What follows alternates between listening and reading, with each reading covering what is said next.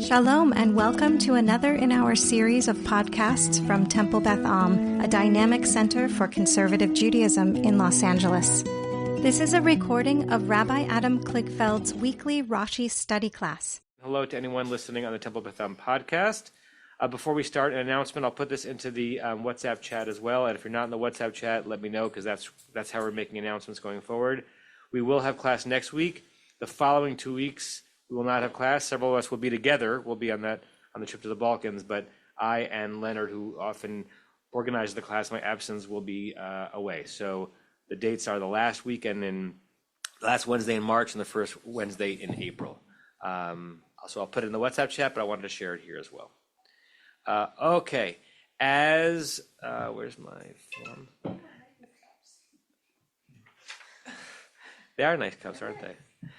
As we announced last week when we finished the Rashi on verse 24, that's Rashi's last comment for 4 verses. He's quiet on 25, 26, 27.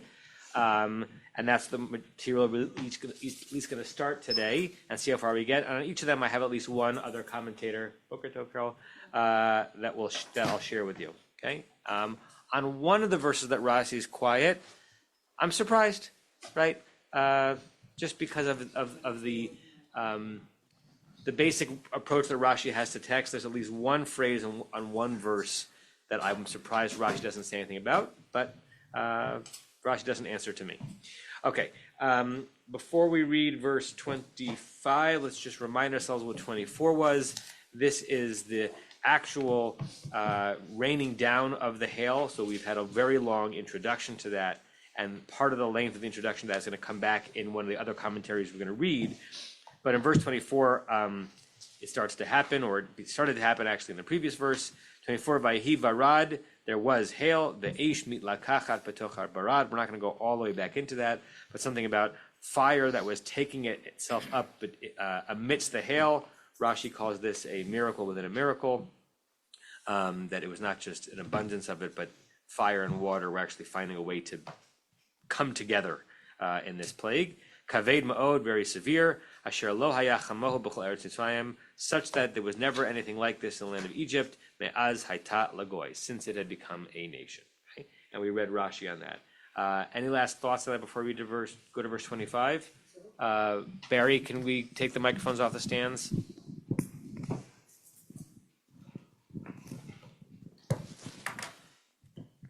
Do we have any idea how many days this was going on? Was it one day or multiple days? You mean the hail itself or the whole? Yeah, the hail, yeah. There's no internal clues. It's a lead into my next question. In 26, only in the land of Goshen, how many days, let's say the fastest horseback riding, would someone in Goshen have notified Pharaoh that there was no hail there? Well, let's get to those verses. Oh, we didn't get there yet. No, we haven't read 20. We're on 25. Oh, so sorry. Yeah, but we'll get to that. I'm not sure I'm not even sure if we know the precise geography of where Goshen was compared to where the center of Egypt was. Maybe Delta. What delta? The Delta of the Nile. Was Goshen? Yeah. Is that a one-day drive? From where? Hold on, folks. If you're in the room, you got to talk in the microphone. If you're in the yeah. Otherwise, people on Zoom don't know what's going on. Okay. Goshen traditionally is understood to be in the Delta. Typically, over the years, the capital of Egypt was down south, but that wasn't true at this time. The time of the likeliest time of, if there was an exodus, was in the 19th dynasty. Uniquely, the capital was in the Delta. It was at Ramesses and Ramesses. So it would have been in the Delta. It would not have been necessarily a long distance from Goshen. Is it a one-day horse drive? Possibly not even that. Let's hold. Let's keep reading, and we'll see what we have when we get there. Okay. So verse 25. Rick, do you want to read verse 25? Sure. Vayach habarad b'chol eretz Mitzrayim et kol asher basadeh me'adam v'ad behema ve'et kol esev hasadeh hika habarad Ve'kol etz hasadeh shiber.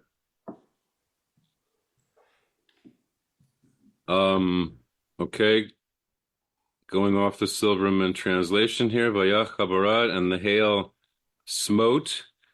You could say hit. Yach is hitting, right? Like Moses hit the rock and whatever. Throughout all the land of Egypt. Okay. There's a yativ on et for some reason to emphasize that little phrase. All that was in the field, from man and beast. Both man and beast, it says here, but it says me adam. That would be from one to the other, both. Yeah, something like that. And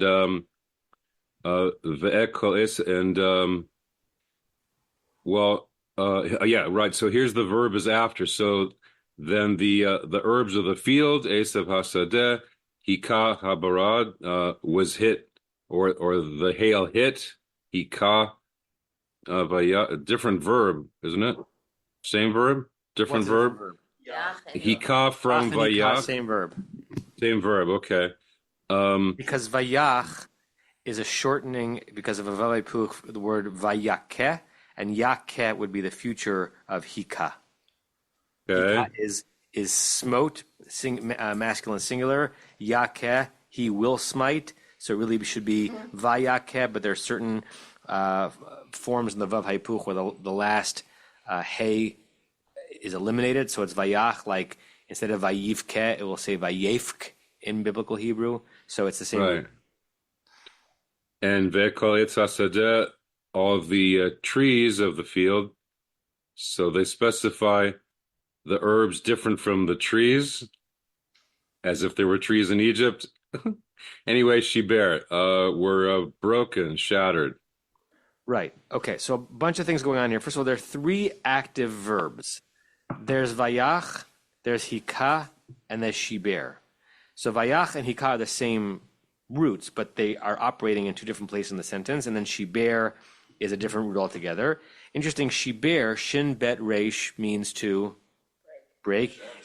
But it's in the PL, not the Pa'al, right? So lishbor means to break. Lishaber in modern Hebrew, we like to pulverize, to utterly break apart. So it's interesting that it's not just a breaking, but it's a more intense version of it.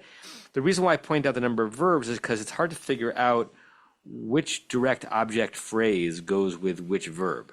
So I think the easiest way to handle it is to put Habarad b'chol eretz Mitzrayim as its own phrase, or in the beginning of the verse, or put b'chol eretz Mitzrayim in parentheses, because it's really Vayak Habarad et kol asher basadeh me'adam b'had be'ema, that the hail smote all the things that were in the field, whether human or beast, and then you add back in b'chol eretz Mitzrayim, where was this happening in all of Egypt, and then the viet kol esav hasadeh, and also the flowering of the field, is not going backwards to the previous verb vayak, but actually it's the object of the verb that's coming up.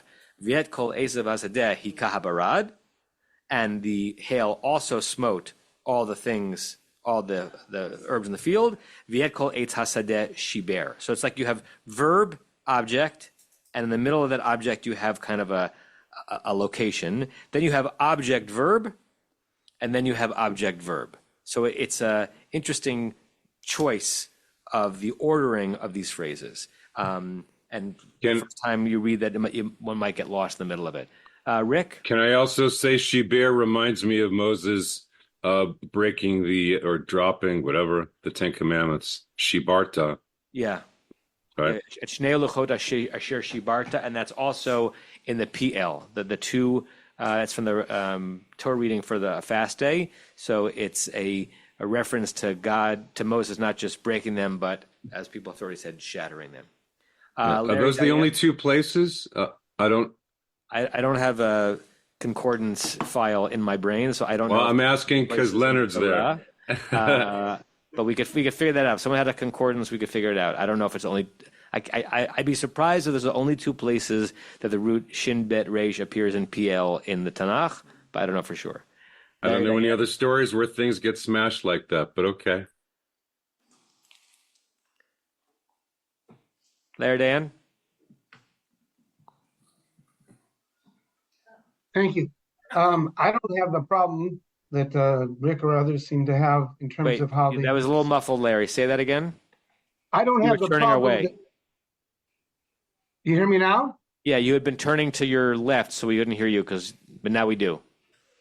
I don't have the problem in terms of parsing the sentence because the Anachta makes it very clear what's going on. To me, it seems to me that this verse is dividing life into three categories: creatures, and then grasses, and things that grow on the ground, and trees.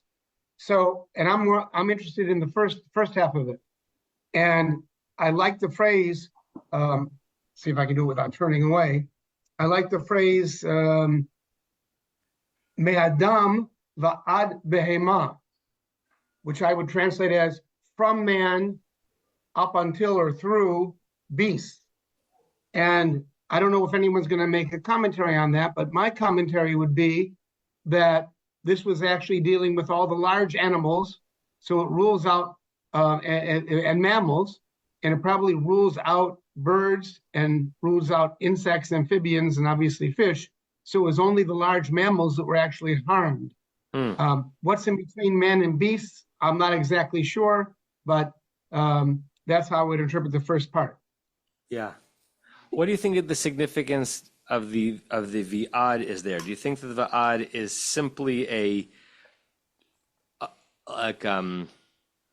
the word to, like from man to beast, or whether man or beast, or do you think there's something more amplified, like not only Adam, but even all the way until Behemah? How do you hear it in your head?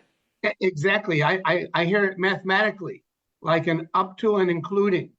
Yeah. So one of these, like a greater than or less than or equal to signs. Those of you who are mathematically oriented, or an interval, which includes it's a closed interval as opposed to an open interval. So it means from man and up to and including beasts. Now, however you interpret beasts. So maybe if you want to have a hierarchy or some sort of taxonomy of mammals, anything that is beyond beasts, which would be lower than beasts, because man would be the highest, weren't harmed. Which would kind of make sense, because it would only be the very large animals you would expect that would be the ones that would be harmed by the hail. Right, because there's more volume of that animal to be hit by a hail, right? Like an ant may not be hit by a hail. Is it interesting to you, and I'm asking this to anybody, that if we read it as a not only this but that the taxonomy is inverted, right? That it's me Adam va'ad behema rather than me behema v'ad Adam, right? It's like going down the taxonomical ladder, which I think is interesting. Which is why I'm wondering if we're supposed to understand it as a not only this but that, or just setting the boundaries, right? I'm wondering if any of the translations, I didn't check the translation of this one, read the va'ad anything more interestingly than from one to the other. Go ahead. Silverman's got both man and beast, so it doesn't Both make it man range and at beast. all. Okay. He sort of puts them on the same level. Anyone else have an interesting translation they want to share? I'll pull up the translation on Sfaria. What's first round? 925. Is that right? Yeah. So I'll just tell you quickly. Everett Fox has from man to beast. Go ahead. Alter has exactly the same. Say that again, Larry. Alter has exactly the same, from man to beast, and and Kaplan has every man and animal who was outdoors, and that was then obviously from the Kol Asher B'Sadeh. If you look at the screen, the sharing, Ilan, if you can get rid of that box, that would be great. The Koran, both man and beast. JPS, both human and beast. As Renee said, Everett Fox, from man to beast. Matsuda, both man and beast. Old JPS, both man and beast. Shraga, the Shraga, is that the one you had, Silverstein? Yeah, from man until beast. old JPS, both man and beast. Kahana, both man and animal. So I think, most of the translations are reading it plainly, like not reading it as hierarchical, but just setting out the edges. And of course, as is always the case, we could be, reading more into this than we should. It might just mean the hail killed a lot of things, right? But it's interesting to focus on the choice of words. Marshall? Yeah, I just have a question about the word behema itself. Does that normally mean beast? Because I'm thinking back to the Joseph story, behema gasa, and I think that referred to cattle. Where's the behema gasa in the Joseph story? About the years of famine and plenty, if I remember correctly. Behema gasa is a rabbinic term for Pharaoh's dream, thicker skin and for tefillin. I'm not sure the word gasa appears there, but I'm trying to think of what you're referring to. It's Rach and Tov, I believe. Tov. Yeah. I'm mixing up my rabbinic and my biblical Hebrew sources. When you're searching for tefillin, right? The store will be willing to sell you behema daka, right? Tefillin from a thinner animal, but they'll try to sell you on behema gasa, leather from a bigger animal, which probably will last longer because it's thicker skin. But I think it's a rabbinic term. Okay, Stevie, yeah. And then we'll look at a commentary. Just that the phrase appears in the 10th plague also, Me'adam v'ad behema. But by contrast, in the 13th parak, where it's the weirdness with the Peter Rechem stuff, it has Ba'adam uva behema. I have no theory to explain this, just these are the data points. Yeah, this and this, as opposed to from this all the way to that. But certainly in, Makat Bechorot, it's Me'adam v'ad behema. Yeah, and there's two different ways of phrasing it. It might be, as we like to call it, a distinction without a difference. It's just two different ways to think things, right? I'm sure in the last day of your life, each of us have said things one way that we could have said another way, and having chosen one versus the other, we did not mean something different by it, at least consciously, but we're reading this as if it's possible that every choice to say it this way versus that way could be an invitation for a deeper understanding. Okay, anything else on the verse itself, or we look at the commentary I brought for this verse? Okay, let me share the screen. We're going to look at Ibn Ezra. Okay. On the word vayach, okay, everyone can see the screen? Sort of, I know it's far from here. Zot haita maka kasha. This was a very, very strong plague. Shaharag Adam ubehema, and I'm going to interpolate a bit, it not only killed man and beast, veshiber eitz hasadeh, and also pulverized the trees of the field. And if you think about it, right, that is pretty comprehensive destruction. Rak shehashem chamal alehem. However, God had compassion on them. Now I'm going to pause it here. Don't read the note below. Who's the them that Ibn Ezra might be referring to? He's just said this is a terribly destructive plague. Rak shehashem chamal alehem. But God had mercy on them. Who could the them be? There are two options. It could be the Israelites, and it could be the Egyptians, right? Why could it be the Israelites? Microphones. In what way, in our understanding of the plague system, could it be that God had mercy on the Israelites? Well, if we just happen to read, we just happen to read that the Israelites weren't affected by this, then it might be applying to them. Right. So in verse 26, we're about to see that they were spared, and that's been the pattern throughout. And on what level could you make the argument that it was the Egyptians that Ibn Ezra is referring to? Shehashem chamal alehem. Rosemary? We need 9 mics in this room. I don't know which verse, but it said that some of the Egyptians, they took their animals and they took home. Right, because God warned them. They believed. Right? If you look back at verse 19, V'ata shlach ha'ez et miknecha, right? God told Moses to tell Pharaoh, like, send word to anybody who's going to take me seriously. I'm giving you a chance to rescue yourself before the plague comes. So in Ibn Ezra's terse Hebrew, it's hard to know which one he means, because all he says is Shashem Chama Alehem, and there's no antecedent to the hem. So let's just play with those two possibilities. God had mercy on them. V'al miknehem, and on their cattle. V'lo hizkir Moshe leFaro zeh, shera'a sheshalach Paro, v'lo meit mi miknei Yisrael ad achad v'lo shat libo. And Moses did not kind of mention this part to Pharaoh in advance. Shera'a sheshalach Paro, because he had seen that Pharaoh had indeed dispatched word, v'lo met mimiknei Yisrael, and not a single of the Israelite cattle had died, v'lo shat libo, and it didn't change his heart.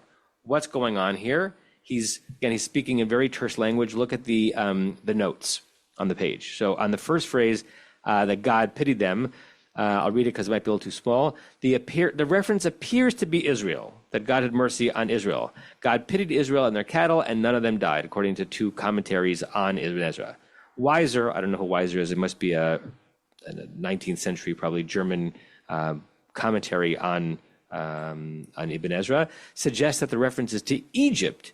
God pitied the Egyptians and warned them to gather in their cattle and stay indoors. However, the remainder of Ibn Ezra's comment does not seem to bear out Weiser's contention.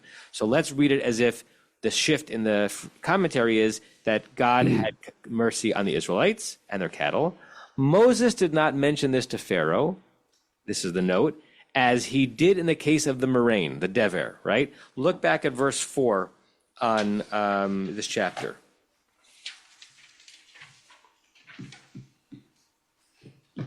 When God is setting up through Moses the previous plague, dever, right? Look at start in verse 3. Hinei yad Adonai hoya. That's that really interesting present tense use of the verb to be, that the hand of the God is b'miknecha on your cattle, asher basadeh in the field, basusim b'chamorim in the horses and the donkeys, bagmalim and the dromedaries, babakar and cattle, ubatson and sheep, dever kaved ma'od, a very terrible dever, murrain. I'd never heard of that word before. Vehi fla Adonai bein miknei Yisrael bein miknei Mitzrayim.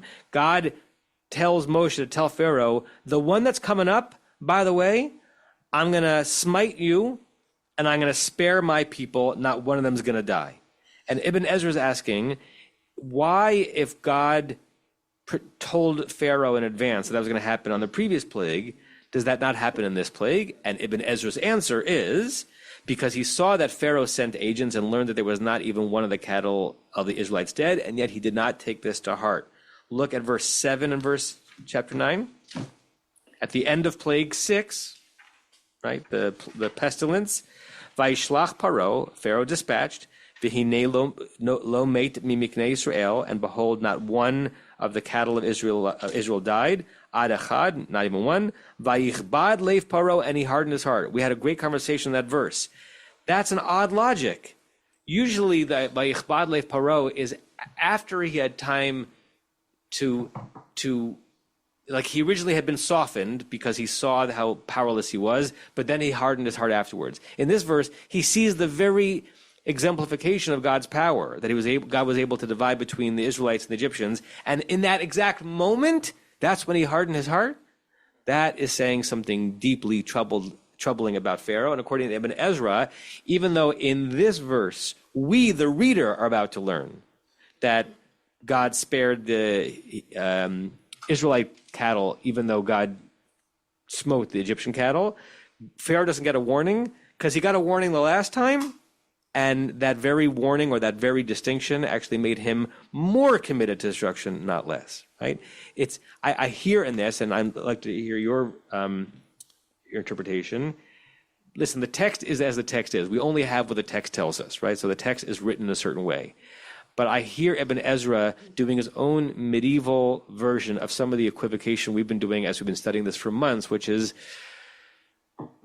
God really the good character in this story, right? And Ibn Ezra is using small clues to show that God has been planting opportunities for Pharaoh to do tshuva, to recognize that he's outmatched, to understand he's not going to win this. And Pharaoh has chosen to, scorn those very opportunities. You reap what you sow, right? God has not just, is just not demolishing him for the sake of toying with him. He's trying to plant opportunities for Pharaoh to recognize the pattern. Pharaoh's not picking up on them. That's what I read into why Ibn Ezra is spending this time on this. Open to others' commentary. Larry and Diane. Yeah, with all due respect, I think Ibn Ezra's got it completely wrong. God did warn Pharaoh. Larry, hold on one second. Can we close those? There's some kind of machine going out in the field. It's making it hard to hear you. And speak maybe slightly louder. Okay, so with all due respect to Ibn Ezra, I think he's got it wrong. God did warn in verse 19. In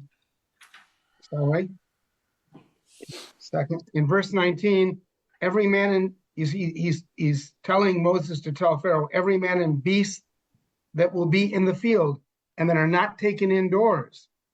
And then in verse 20, we learn that some of Pharaoh's servants who feared God and feared Hashem took their beasts indoors. So Pharaoh didn't even have to look toward Goshen. All he had to do was look around and see which of his people brought the animals inside, and they were spared. Yeah, right. So Ibn Ezra, I'm not sure of the detail of plague in the previous, but by coincidence, you're not going to see the utter destruction where the Israelites are living, right? And when Pharaoh is witness to that, it actually stiffens his heart immediately. This time, right, God is making it even more intimate, more possible. Like I'm actually allowing some of your people to become proto-Israelites for this plague, and you'll see what'll happen to them, right? And it still doesn't work in terms of Pharaoh's change of heart. Yeah. Anyone else on the verse or on Ibn Ezra on the verse? Marshall.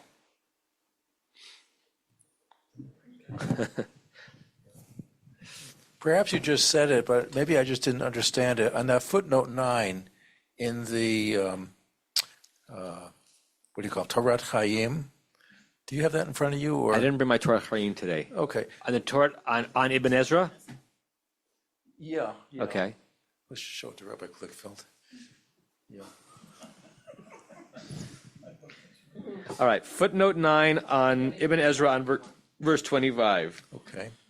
So he's here, Otam, below Lolahimat Seba Sadeh, and then from Shemot Rabbah. And it says, Afilu bishat ka'aso, even at the time of his anger, Vayicham al harishaim v'al behem tam, that he takes compassion upon the wicked and upon their cattle.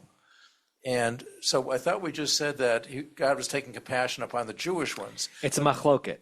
So on the people who have studied Ibn Ezra, some people believe that there's a full period in that part of his, almost like a paragraph break in that part of his commentary, and Hashem chama alehem v'al miknehem, that yes, this was a terrible plague, but remember, reader, God had compassion even on them because God gave them warning, full stop, end of thought, and then the next phrase is beginning a different thought, or those two thoughts are combined, and the chama alehem is on the Israelites, explaining why even though God had compassion on the Israelites, and God had told Pharaoh the previous plague that God was going to have compassion on the Israelites, he didn't do it here. So we can't interview Ibn Ezra to know what he meant, but it's vague.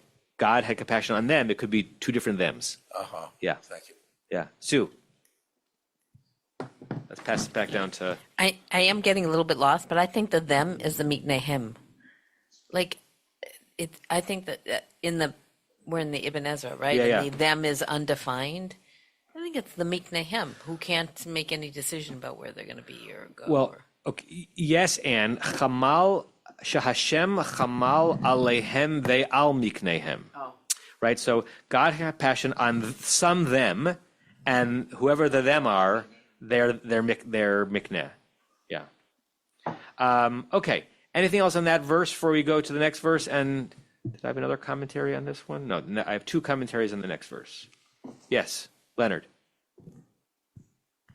I'm just surprised that in Sepharia it has Steinsaltz. For the first time I've seen him listed as a commentator, but all that it shows for him is the translation, no commentary. Steinsaltz as a commentator on this verse? Yes. I'm also surprised because he doesn't have a commentary in the Torah.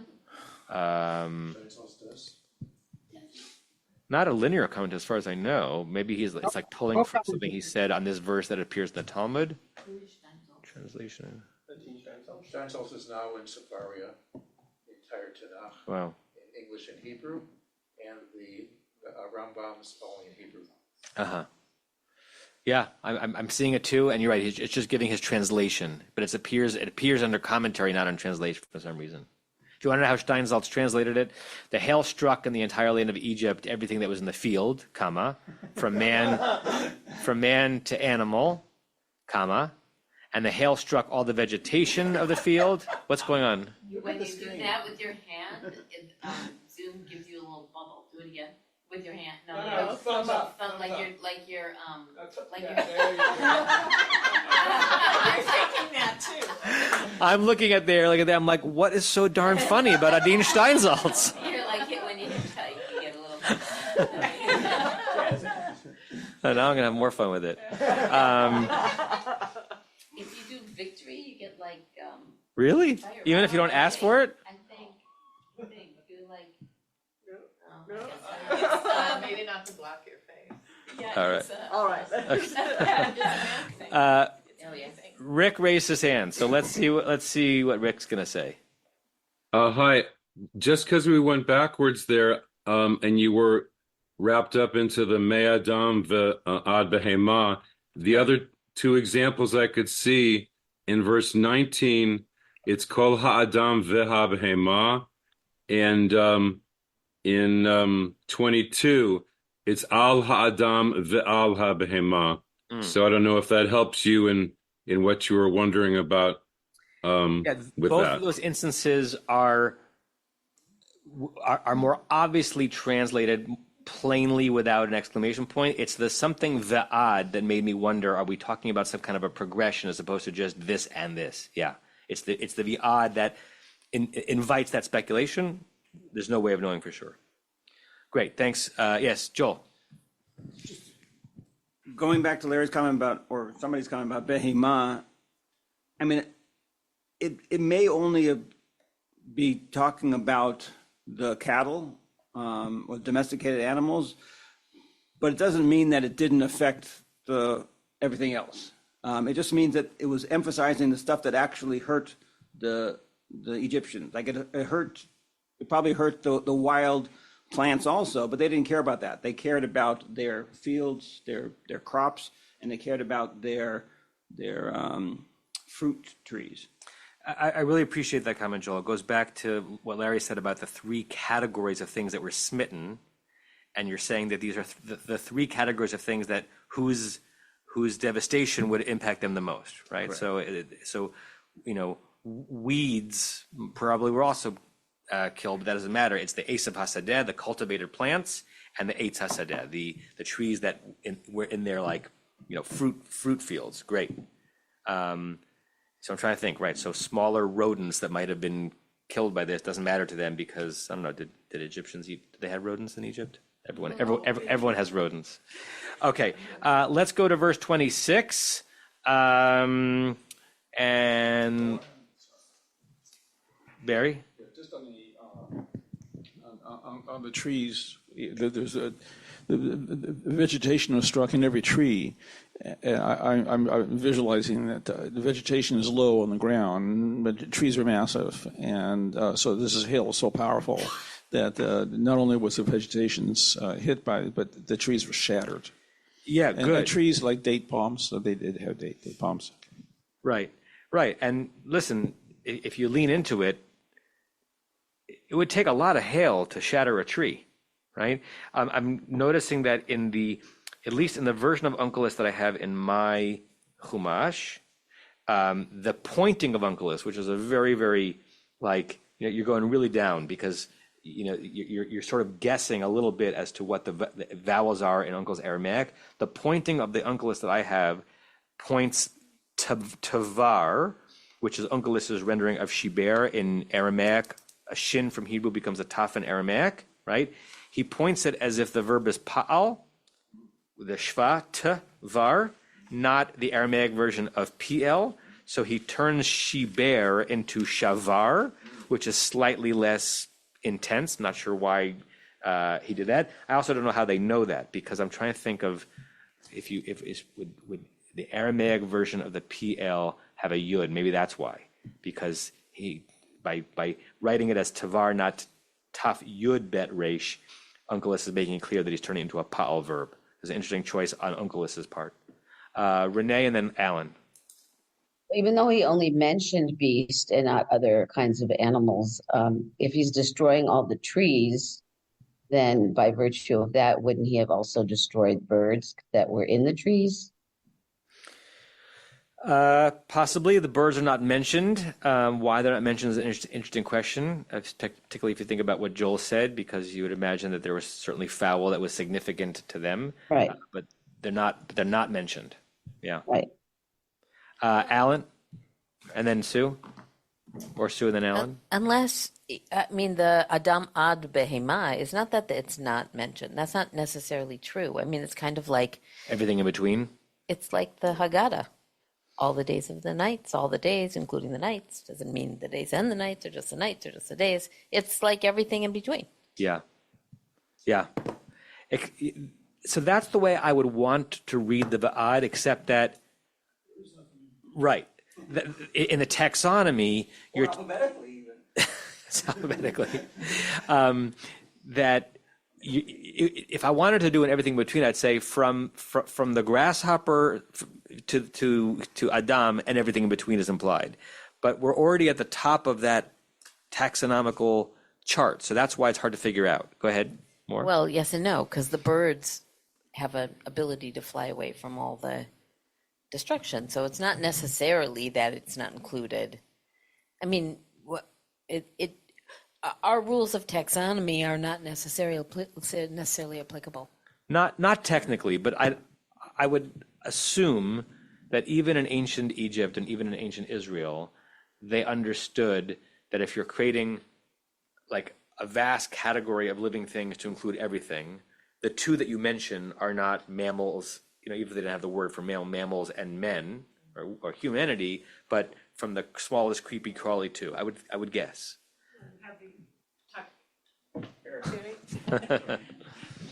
You have, in a sense, a taxonomy of creation, where it begins with the swimming things, the creeping things, and finally human beings. So you have a rough taxonomy there. Correct, and a rough taxonomy which is not that unscientific, actually, as you read Breshit that way. Is that everyone? Rosemary? Alan?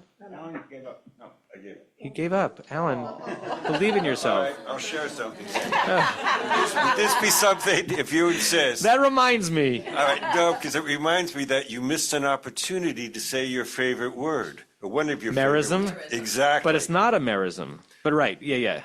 But you said if it's going from one end to the other, then it would be. Right. Merism, like soup to nuts, includes everything from beginning to end. That's the merism. So we're doing the same thing here. Right. And do you remember why it's one of my favorite words? It was at your wedding. Yes, God, you really listen to me. So sweet. So sweet. Yeah, Elliot used that word as if it's a common word in his talk to me on having to the chuppah, as he was just giving his drash. And it was such an interesting word that my father, who is the real wordsmith in the family, who knows, at least used to, knows every word. He had never heard that word before. So it's such an interesting thing that they were both speaking under a chuppah. And I think of my father as having the greatest vocabulary of anyone I knew. And my father-in-law used a word that my father didn't know. And they also used it in the Nimoy's wedding. Joe, you take merism. We should all spend 5 minutes living inside Joe Elkin's mind as he is preparing the next one-liner. Your father's in good company. The Scrabble dictionary doesn't know the word either. MERISM? Correct. It's not there. Interesting. Maybe Elliot conjured it. Okay, Larry, Diane. And then we're going to go on.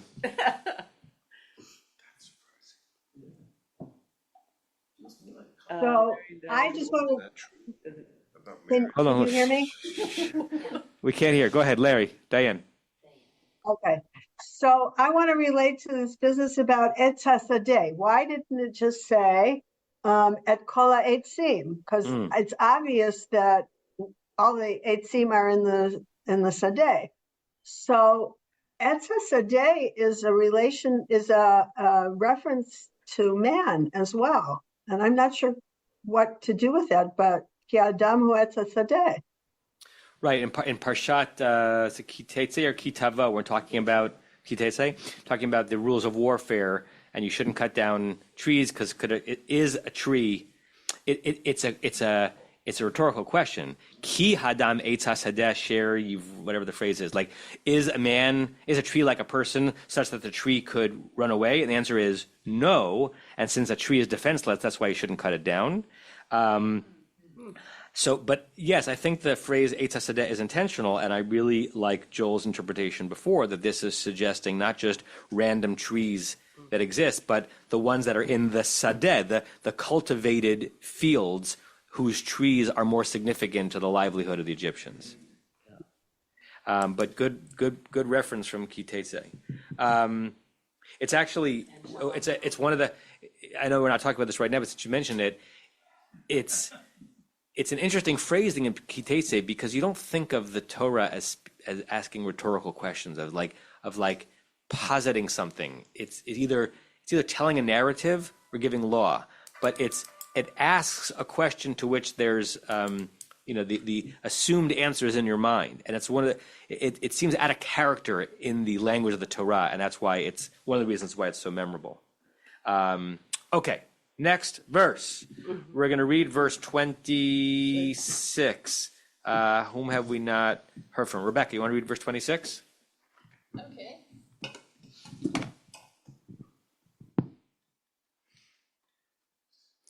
Rak be'eretz Goshen, asher sham b'nei Yisrael, lo haya barad.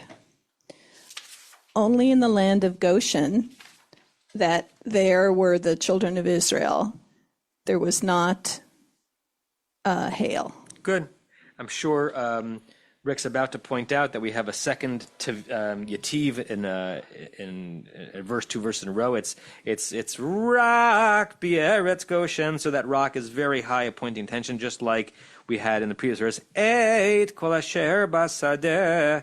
Okay, so we know what the basic sentence means, and we actually have been anticipating it based on Ibn Ezra's comment on the previous verse, that despite the fact this was utter destruction, plant, animal, tree, where the Egyptians were, in the land of Goshen, where the Israelites were, there was no hail whatsoever.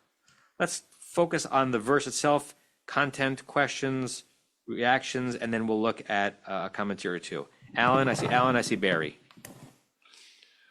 A question, is Goshen a separate land from Egypt?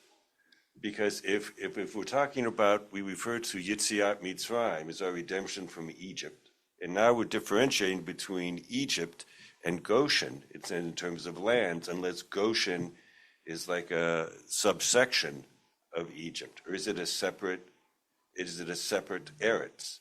Because it's specifically stating. I turn to the historian in the room. Tova? I mean, we don't know for sure, but it's generally, in the things that I've read, Goshen is believed to be an area of Egypt that was in the delta area, the delta of the Nile. The delta was the area where it was possible for pastoralists to graze animals because it was so heavily watered, whereas the southern part of Egypt, you didn't have grazing animals that much. There was more agriculture. And it was very typical for Semitic peoples to come in and pastoralists and graze in that area. So Goshen was that area in the delta.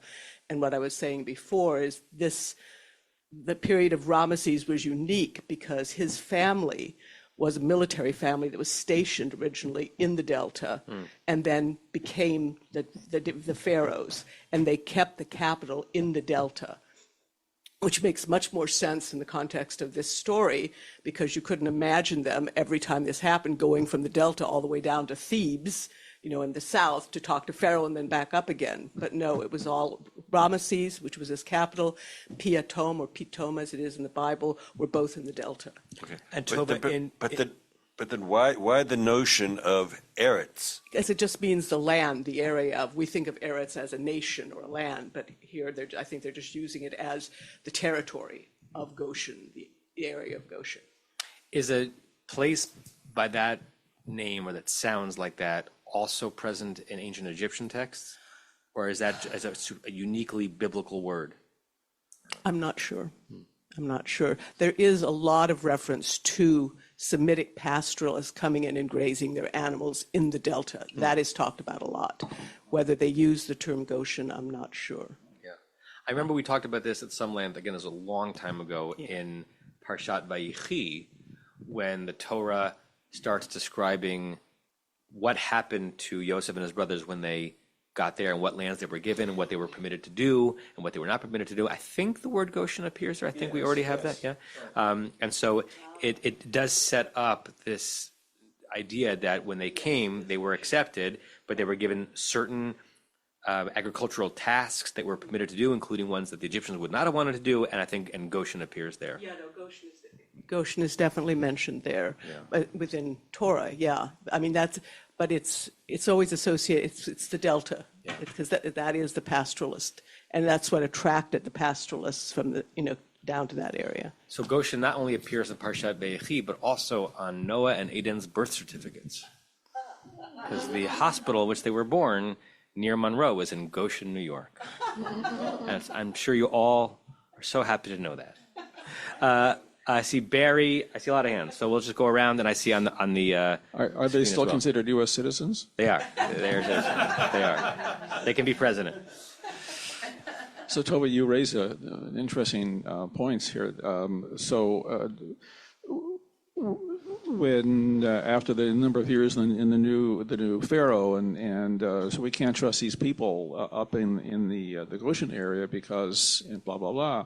So the multiple Semites, not just the Israelites, but multiple tribes pastured their flocks up there. So this would be sort of a not a very secure area for Egypt. But now I'm picking up on Alan that if it says that the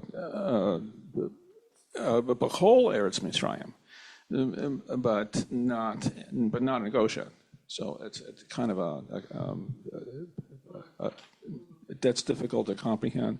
And my previous question to you, and you answered it, if Pharaoh's palace was so nearby, where the Israelites were in Goshen, and this hill, and it must have been very cloudy, gray skies with lightning and all this kind of stuff.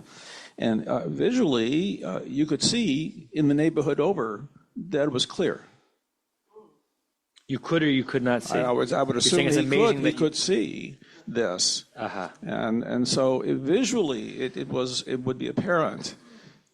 And now we have what happens next. Yeah, right. In verse 26, we, the reader, are being told by the story that is telling the narrative that there was no hail in Goshen. We don't have that which we had in the previous plague, where Pharaoh dispatched messengers and found out that was the case. We're being told it, but it's an interesting supposition that it was just obvious that if you look 20 miles in that direction, there's no clouds, right?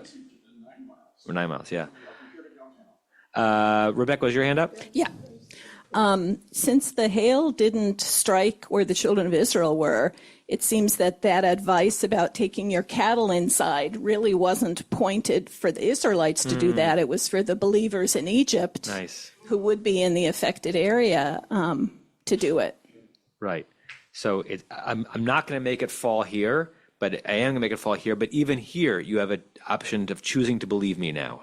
And if you don't, you're going to be demolished. Great. Marshall? Yeah. I'm just remembering that, when we daven in the morning, we have the Shalosh Eshrei Midot of Rabbi Yishmael in terms of interpreting the biblical text. But I seem to remember in the back of my head that there's another way of interpreting that, Kol Achin V'Rakin Ba'im L'Ma'et, that all, whenever you have the word rak or ach, it comes to limit. I don't know where that's from. There are several. My thing is not working so well this morning in terms of memory, in terms of what source was, but. There are several lists and also individual examples of hermeneutic principles by which the earliest Midrashic rabbis interpret the Torah. One list, Rabbi Shmuel's 13, is preserved in our davening, but it's not the only place. And sometimes, like the Talmud will have a discussion about how words are used, and then say zeh haklal. This is the rule, and that's one of the rules, that achs and raks come lima'et, to limit and restrict as opposed to expand a category. Before we hear the next one, I want to read, because you can't all see it, what Matt posted in the Zoom from Wikipedia. Sometimes it's right. The land of Goshen, Eretz Goshen, is named in the Hebrew Bible as the place in Egypt given to the Hebrews by the Pharaoh of Joseph back in, actually not Vayechi, I think it's Vayigash, chapter 45, verse 9 to 10. And the land from which they later left Egypt at the time of the Exodus, it is believed to have been located in the eastern Nile Delta, Lower Egypt, lower meaning north. Like the Bulgarians, this means yes. Perhaps at or near Avaris, A-V-A-R-I-S, the seat of the power of the Hyksos kings. Yeah. Who were Semites. Who were Semites? Yeah, the Hyksos kings were the the break between the Middle Kingdom and the New Kingdom, which is when the 18th and 19th dynasties were, was an intermediate period, and that was a period where there were either invasions or more likely in migrations of a large number of Semitic peoples who settled in the Delta area, in Avaris, in Tanis. Avaris was specifically quite a Semitic town. And that was regarded as a period when Upper and Lower Egypt were severed. It was a period of chaos, and in the Egyptians' minds. And so, yes, that's when chariots and horses were introduced. The Hyksos brought those in. Anyone else have their hand up on this verse? No? All right, so let me read. Should we do the commentary we can do? Rick, your hand was up. It's now down. Okay. Larry, Diane? Yeah, I was just going to say Goshen was in Genesis. Yeah. Got it. Okay. You had given Rick an opportunity, but he didn't take. So the Yativ on Rak, which doesn't appear on the Sefaria version, at least in the iPad, for whatever reason. It's probably because the Yativ is on the right side of the word, and it's just formatting error. But anyways, I have a theory. Rick can tell me if I'm wrong, or you can tell me if I'm wrong. I'm pretty sure Yativ. Larry, can you speak closer to the mic? For some reason, you're foggier today than usual. It's mushy. Sorry. I'll check the microphone later on. Yeah, but we want your voice, but the baby's face. I mean, can we engineer that? Nothing personal. Yeah. Okay. Rick, I think Yativ only appears on two-letter words. Wait, say that again? I think the trope, Yativ, only appears on two-letter words. So it very often appears with et, but also with other two-letter words only. That's my theory. And if it's true, why? Stevie, the resident laner. It goes up to three-letter words, but you're correct, like in principle, but the cutoff is three. I think is it only one syllable words? Are there any two syllable words that got a yativ? I think there are, but it have to be a word that is stressed on the first syllable. I think there are some. Yeah. Okay. Let me share one commentary on this. Let me pull it up. Okay. Remember our friend Umberto Casuto, that we studied, I don't know, back when we dealt with the kiln of the Shechin. The word yativ cannot have yativ. Yeah. Okay, so the screen is shared. This is 19th century. I think he lived through the early 20th century. Italian scholar. We talked about him before, that he's in that hybrid category of Torah scholars, that he was a very frum, religious, parshan, and also the beginnings of a more scientific and textual critic understanding of the text. So it's and they're most commentaries you read are either one or the other. He combines both. Okay, look what Kasuto says. Omnam hevi habarad. Look at the next word, by the way. Shoah al eretz Mitzrayim. That the hail brought a catastrophe. Remember, before the Shoah, the word Shoah was just a word that meant like a destruction by fire, right? Kasuto lives pre what we think of as the Shoah. He's using the word not with any historical significance other than just the meaning. That the hail brought a catastrophe on the land of Egypt. Shoah is, by the way, understood to be connected to fire, and I think he's using this word Shoah because it was hail, it was fiery hail, right? Aval machoz echad, one plot, nishar shaket uvatuach, remained quiet and secure. Now, the next words are in bold because he's quoting from the verse, Rak be'eretz Goshen, asher sham b'nei Yisrael lo haya barad, that in the land of Goshen, where the Israelites were, there was no hail. Betoar makat habarad, betotzoteha, in the description of the plague of hail and its outcomes, totzoteha, nizkeret chamesh pamim eretz Mitzrayim. 5 different times, if you want to count, he was doing this correctly, 5 different times, remember we had a long lead up to this plague, the word Eretz Mitzrayim was used. Upamachat ba hamila arza. And there was a 6th time where it wasn't Eretz Mitzrayim, but arza, to the land, referring to the land of Egypt. V'hinei b'pam hashvi'it, the 7th time in this description of this plague that we have a reference to land, ba'az zichra shel Eretz Goshen. There's a reference to the land of Goshen. Hashketa, which is quiet, v'habitucha, which is protected. You may see where he's going with this. It's a lovely little Dvar Torah. Nachon. Kedugmat yom hashvi'i, like the example of the 7th day. Yom hamenucha, the day of rest. Haba achar sheshit yemei ha'avodah, that comes after 6 days of plague, right? Of work, avodah kasha, hard work. Hamutelet al bnei adam, that is emplaced on on human beings.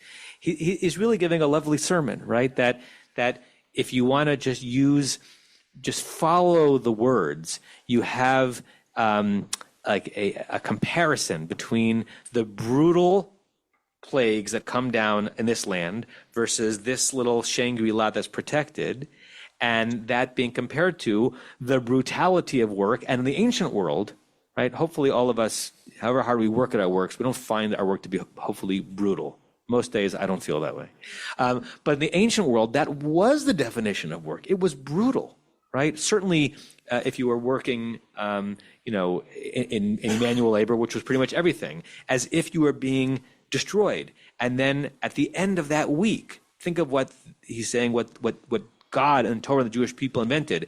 There was a Goshen for you to be aspiring to. At the end of the week, you get to move from this land where hail is falling you on all the time, and you get to live in Eretz Goshen for a day, right? And he's seeing that hinted at by the way Eretz is used. And I could have read the Torah 1,000 times and never come up with that. And I don't even think he thinks that that's why the Torah did it, right? Kasuto is in the era where he's sort of more hyper aware of the stretchiness of the drashot he's making, but he's saying, isn't that lovely? That as we are talking about a people who is enslaved and has no rest, and as we're talking about God's power to defeat the enemy, let's also remember God's power to have invented for humanity the notion of every person deserves respite from the hail. I thought that was just a lovely Dvar Torah. We're at 9:31. I see Rick's hand up, and then let's just finish these thoughts. Rick, Larry, Diane. Go ahead. Just real quick, I just looked back a little bit. You have Bain with a Yativ on 9:4, so it's not the number. Yeah, you can have 2 letters or 3 letters. Bain has 3 letters, obviously. Before that one, 8:23, you have Derech. Derech Shlosha Yamim. Right. So 2 syllables. Yeah. Yeah. It's 3 letters, 2 syllables, first syllable stressed. Yes. Zahaklal. Yes. Larry, Diane? First of all, that was a wonderful drash. I was going to say, for me, this verse brings to mind Ufros Aleinu Sakat Shlomecha, which we read in Hashkivenu, and 3 times on Shabbat in Hashkivenu. And now we've incorporated it into our daily davening with the combined prayer that you've put together for the that to what? But in contrast with Barry's vision of there being no clouds, there are clouds, but there is extended over Goshen, protecting all of Goshen. That's just my own vision of how it's protected. Got it. Great. Okay, next week we'll start with the next verse, and there's still more verses without Rashi. And remember, I'll put in the chat. We meet next week, and then not for the 2 weeks after that. Have a good day, everyone. You have been listening to another in our series of podcasts from Temple Beth Am, a dynamic center for conservative Judaism in Los Angeles. If you enjoy these podcasts, we invite you to write a review on the Apple Podcast site or wherever you get your podcasts. For more information about Temple Beth Am Los Angeles, go to tbala.org.